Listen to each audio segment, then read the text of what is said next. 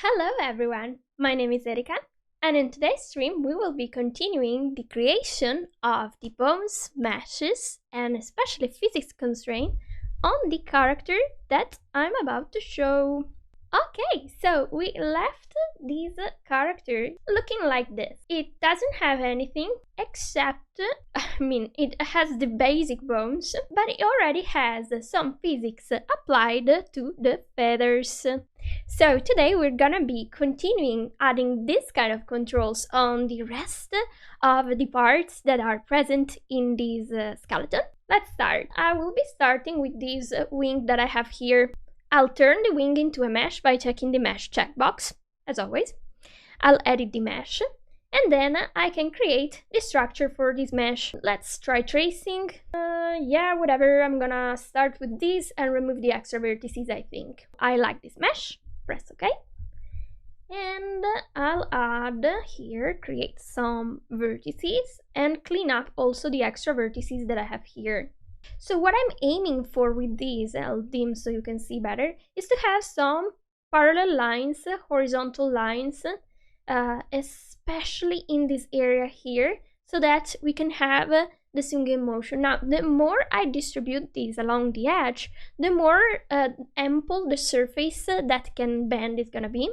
If I instead concentrate them along this part here, I'm gonna have a structure that can be more rigid. For the rest here, I don't care that much to have these many vertices, so I'm gonna change a little bit the structure, because in any case this part is hidden by the character itself and it's not gonna bend, so I'm not gonna waste vertices there. I'm gonna place them more where they are gonna be visible, and in fact if I uncheck isolate, it's gonna be obvious, okay, where that part is gonna be. Okay, then I can bind this to follow one bone and then the other bone, and then I can create a testing animation. There we go. I'm gonna select these bones, then rotate them like this to stress them, and then get them to bend like this. Maybe I don't move this one as much, but I want for sure to bend this other bone a little bit more, okay, to test how much this wing can change shape. Now, as you see, because the placement of the bone made sense, it was placed here where the pivot for the wing actually is, the wing already looks like it's making sense. Okay, I'm gonna delete the keys on the root here, so I can just focus on the wing. It's actually better when I offset it a little bit so it doesn't go as in sync. Okay, so we can already have flapping wings as easily as this. Now let's actually adjust the weights. Okay, so the weights actually are focused so that this part is more rigid and this part is rigid as well, whereas all these subdivisions that I did are kind of wasted. So what I could do could be to either smooth them, but I'm not sure that this is actually gonna improve my mesh. No, it's actually making it worse. I like the rigidness. Okay, I'm gonna test this when it's actually in the most bent state. Okay, and I kind of want it to be more rigid here, and then here, okay, more at an in-between state. And then I can adjust this mesh to actually clean up the vertices that I'm not using, because they are just too many and absolutely unnecessary. So I'm gonna be removing maybe a few of those that I added here. Okay, these are unfortunately needed to envelop this part. Okay, let's see. Okay, this touches, so it means that I cannot quite also remove. Maybe I could remove this one. Okay, so that I have a very minimal mesh. Yeah, as you see, nothing changed. We just have less vertices, and this could be a step that becomes very important when we want to have meshes that are not gonna be heavy on our project and are gonna still have the behavior that we expect from it. Okay, then let's do also the other wing. As you see, it's a very quick process, and I'll isolate so I can see it. I think in this case, since we have seen that it's not necessary to have so many vertices, I'm just gonna craft it by hand. Okay, so I'll create a new mesh. I'll add the vertices just here, and then I'll go straight up, envelop, go down. At around the same height, I start adding a bit more vertices.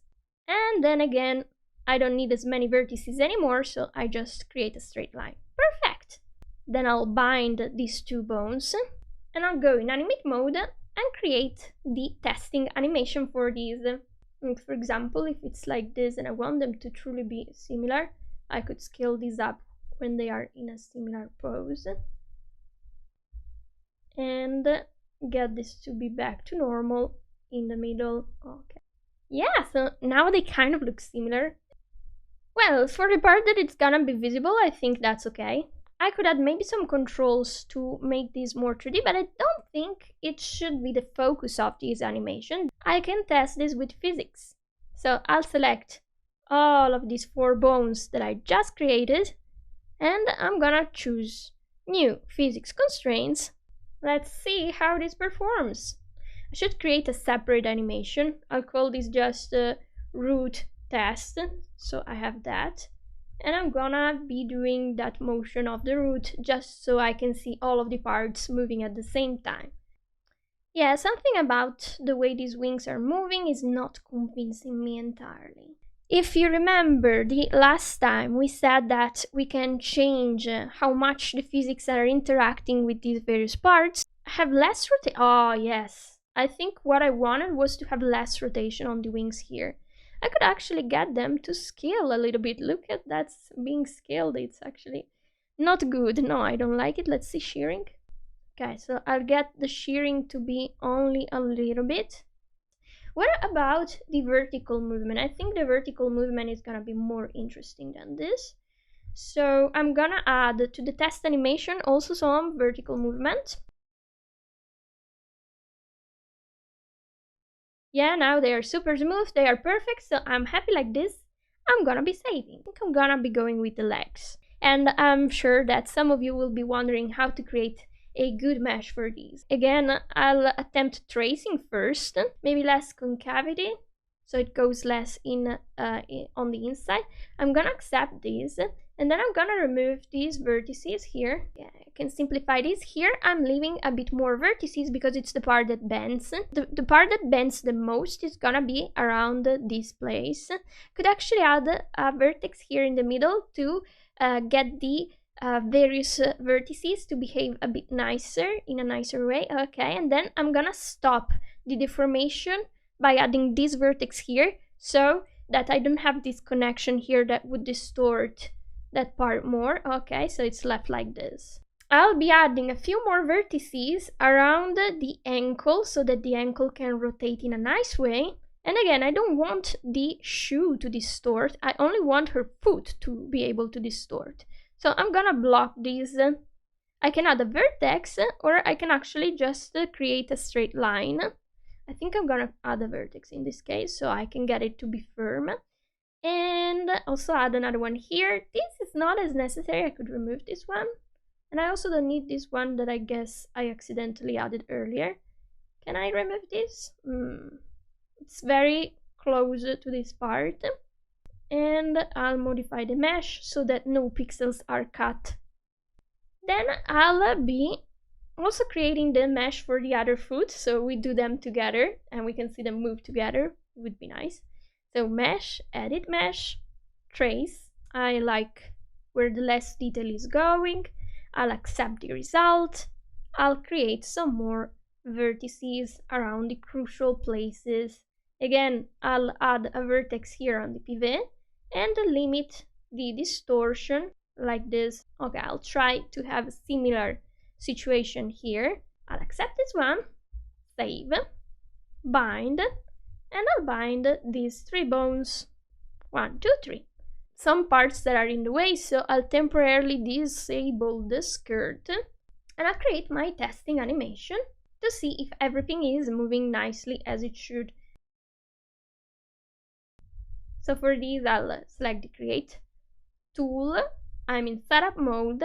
I hold the control, actually I first select the parent bone, hold the control, select the image, click and drag. I'll make it go down so it looks like the orientation of the bow in this case. I could actually already add here the physics constraint for the bow. New physics constraint. Well, it's certainly following the motion. I think I will be creating a mesh for this. And I don't need as much detail. What I really need is actually just the ability to separate this top part from the bottom. Okay. And then bind this. Not my favorite mesh, but I think I can get it to work. Then I'll change the weight so that these middle parts are gonna be anchored to the leg. And then I'm gonna get these parts to move a bit less, so with an in-between state. Oh yes, there we go. It was a simple trick. Okay, and now let's actually fix these poor feet. Okay, I'll actually stop at their more compressed state here. Okay, so I can just decide to fix the knees of this character. So this is one of those cases where removing a vertex actually improves the rig. So this vertex here is not serving me well, so I remove it. Now see the difference?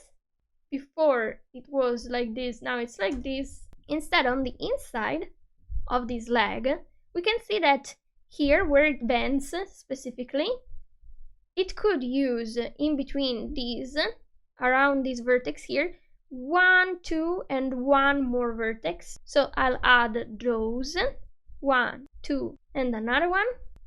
And now when it bends, perfect. So before, after. Okay, to also do that. Yeah, that's good. I like it. Let's see this upper part. But what it needs to be doing, I think it's fine. Okay, then let's focus on this other one. Edit mesh. I'll add another vertex here. And instead I'll add a vertex here because I think it's gonna help. So now I like the way it deforms here. It's basically perfect. I don't need to change anything. Let's also consider that I did all these, but it's actually gonna be covered. But I cared about showing you how to rig legs when they are a single piece, and now it's done. Let's add physics to them. Okay, physics constraints. I think the feet are supposed to rotate a little less than that, and I'll get the inertia to be less. I said I wanted to do the hair, so let's actually do the hair. So for the hair, I actually already set the bones that I want to use to control the hair. So all that is left is actually to create the meshes and to connect the meshes so that they follow the right bones. For this, the trace button really works well because it goes inside everything that I want. I'll also get this to follow the image instead of doing what it was doing. Then I'll be creating a few more vertices because this part is gonna curve a bit more in my opinion. Then let's also make the other one. Perfect.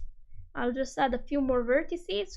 So for this part of the hair, it's actually not that visible, so I'm not gonna be dedicating too much care on this. Just I want the flow to follow the locks. That's the only thing that I want to ensure.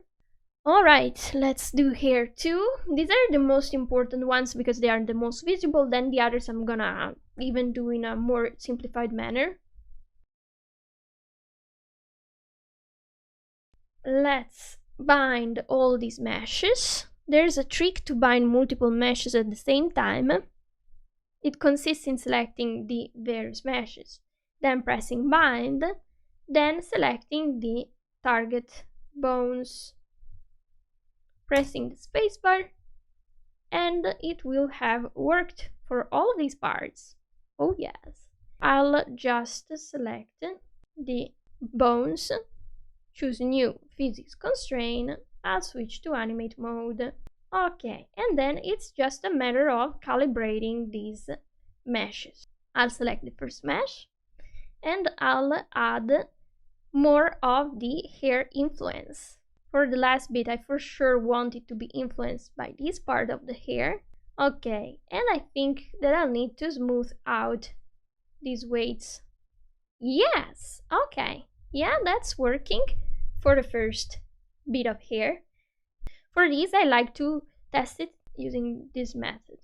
First, I bend them on one side, like this, even if it's completely out and it looks ugly, it's fine. Then in the opposite side, like this, I apply curves. And then I select the second bone here and I offset it. This creates this sort of animation. And I can start adjusting the weights.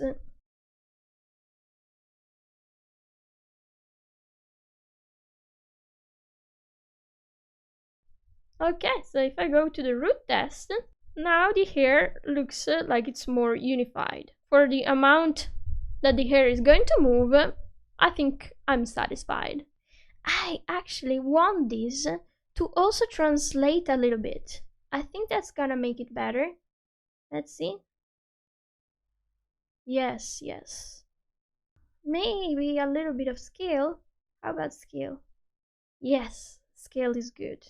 I think I can focus on the front hair. For the easy mesh, I could actually just divide the parts. So I'll just generate some subdivisions. That's good. I'll do the same also on this side. Because it's so curved, it starts to lose meaning to get very close, to try to get very close to these parts. And it's actually a little bit better to focus on just getting it to bend laterally by having the subdivisions horizontally. Then for the weights, I can have the top be influenced by the face, and then the rest is smoothed. Same on the other side. And then the rest is also gonna be smoothed here. Okay, then for the fringe, we're gonna follow a similar logic. Mesh, edit mesh. Of course it's doing this. So I actually don't need the middle vertices here. Completely useless. Except if I want to create a more 3D effect. In this case. Maybe I'll leave the ones at the bottom. I'll see afterwards. Now I could actually get the mesh to follow better the art. If the vertices overlap the art better, I'm gonna get better results. Also, this line here, if it follows, or if it doesn't break other lines in the drawings, it's gonna be better. So I'll bind this to here, the face. And then I'll also add a little bit of the two sides. And I can also add here the physics constraints, new physics constraint. But I'll set the rotation to be a tad less. So I think I'm gonna be adding also in this case a bit of scale, and I'll also change the weights for this part side so it follows a little bit more of this side of the fringe. And for this side instead, on the other side of this fringe. Then I also have one last bit of fringe to rig. This area has to be 100% on the face, otherwise it will detach. Bind directly first to the face, so it only receives weights from the face, and then to the other bone that I want to influence the bounciness of for this fringe. Okay, I'm happy. I think I'll get this area to move. I can start with the Jabot mesh trace. So for this item here, what I want is for the top part to be anchored where it actually is at the moment. So all of these is gonna have the same weight. And then for this part, to rotate a little bit. So because I want it to rotate just a tiny bit, I'm gonna add this to favor the rotation. Maybe a couple of vertices here in the middle for the same sake.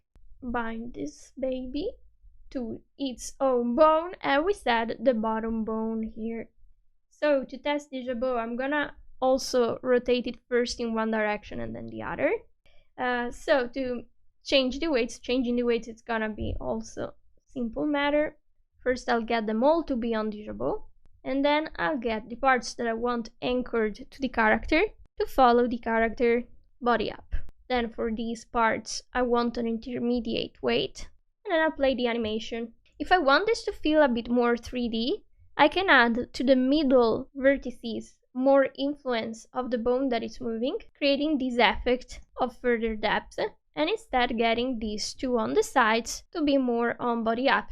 So for the chest, this structure is gonna be super simple. I'm gonna follow the lights and shadows separation lines and then go along with them like this. This is probably enough. Get the mesh to be bound to the body up, and this control that I mentioned that I created the first time, the chest control. Then I can add a physics constraint also for this. It has a warning because it has rotation active by default. I just have to enable the translation instead. First, I'll make sure that this entire part is entirely controlled by the body. Okay. And then I'll get the parts that should move the most with the control, which are gonna be likely these ones. I'll get them to be influenced by the chest control. Maybe I'll just create a new animation. I'll call it test. First to one side, then on the opposite side, then up, then down, just to test the range. Okay, it's completely unnatural, the movement that it's doing. It's also, normally these things should not move on their own, it's just for testing. Okay, I'll get this part to feel more attached. Then the part in the middle also needs to slightly be more on the inside compared to the parts on the sides. So I think I'll add a few more vertices, mostly here, so it looks like it's rounder. And then I'll add more control to these. The fact that this rotates helps me see it in its own maximum positions that it's gonna have. Then these parts here need to slightly be influenced by the chest. And I guess this one needs to be adjusted too. So then it needs tuning for this part. I also think it's unnatural that only this part is moving and not the rest. So I think it's gonna feel more connected to the rest when also the shoulders move, etc. And like this, it's a bit fake. Have more damping, have slightly more strength so it's not following absolutely the movement. Maybe I get these also to be connected to the rest, and I can do so by also binding that to the chest control. So not only it will follow the Jabot bone, but also be influenced a little bit when the rest of the chest moves, so it feels actually connected. So I'll be selecting this part and increasing a little bit how much it moves with the chest, and then also this part, and also increase a little bit the influence of the chest. Alright, and as you see already, that took effect. I think I'm gonna turn also these little spine logo charm into a mesh and bind it so it follows both this and the chest, because I kind of want it fixed. I'll add for this part a little bit of the chest control. Another physics constraint. Perhaps what it needs is more scale. Yes, that's good. It feels separate, but also connected to the rest this way. I like it. It would be really cool to also get this part done. So I'll turn this also into a mesh. We can get the constraint on the arms. So for this, I will be selecting first arm back up, create a new transform constraint this time that targets this part arm front up. Okay, then I'll match, set the mixing of the translation to -100 and -100. And when this is moved, okay, this is one extreme, here's the other, here's the middle. Okay, the middle is gonna be like this. See, it starts disconnecting, but we're gonna reconnect it later. Okay, then move it up, then move it down. Okay, so we kind of have these various positions. Do I want to feel disconnected? I can do it very easily. I just create a mesh and a mesh here. For now, I'll connect the top to the bench because I don't care. Then I will replace the bench with something else. And instead, I connect the bottom to the other bone there. So then I change this so it follows the bench, but ideally I will have a bone or something there so it feels connected. And the same here, I will bind to this bone and the other end of the bench, and this is gonna be on the bench. And if I go back to my testing animation, they are connected now, okay? You may think that this is feeling flat, and you may be right. So to improve and reduce the flatness, nothing easier than creating a few vertices here in the middle to simulate the fact that it's curved. And also let's add them in here. 1 and 2 and 1 and whatever. The trick is to raise the influence of these so it follows more the bone that is supposed to look more like it's more in the front, and it will create this result. Same on this side, because the bone that is supposed to be front is the one in the bench, okay? In this case, it creates this effect of looking like it's in perspective a little bit. Okay, then there's the matter of making the rib cage to also feel connected to that part. So the rib cage is gonna be also an easy piece to make. We first trace it so we have some vertices going around it. Then I'm gonna be, basically I want to envision how this would be if it was a cube. And so what are the sides? There's this is a side, this is another side. And then this part is slightly curved, we could say. So I'll mostly for now add vertices here so it's easier to make it feel attached, to make the chest feel attached, because that's the main problem, the chest. So let's try with a simplified version first. Then I'll bind this so it follows this bone, this control, and this other control in the back. Then I'll have to change the weights. Here I want it to be attached to the body. I want them first to be completely on the body, so nothing moves. I will raise the influence here because I'm sure that this arm needs to be following that part, right? So I'll be adding that, and I'll be adding also a little bit of this part here. Okay, and here's where it comes into play also the fact that we have to add this control also to the chest to make it feel connected again, because otherwise it feels disconnected. Very simple. I just select these and I also bind this bone. Then for the parts that were attached here, I simply will add more of that bone influence. Raise the influence so it follows that part until it feels connected. Then I'll select these parts here because they are gonna be the most in the front. I need them to be influenced the most by that bone. So arm front up, it's gonna have more influence overall. Then this middle section is gonna have less arm front up influence, but still it needs to have some to look curved. These also need to have their own influence. Yeah, I think that this is influenced too much by the chest, so I'll lower it, and also this one less by the chest. I need to add it also here to this jabot now, because otherwise it also feels disconnected. So I'll also bind that to this front control. I'm sure you're wondering, why aren't you getting the back one to do stuff? Well, because the front one is the one that gives the impression of stuff being curved, so I need that more than I need the one in the back to get this effect going. And it's coming together. Then I need to connect the back part so it follows more that control, which is gonna be for sure this area, arm back up. And in here I'll also get these two to be more influenced. I think I am gonna bind this back control that I just added.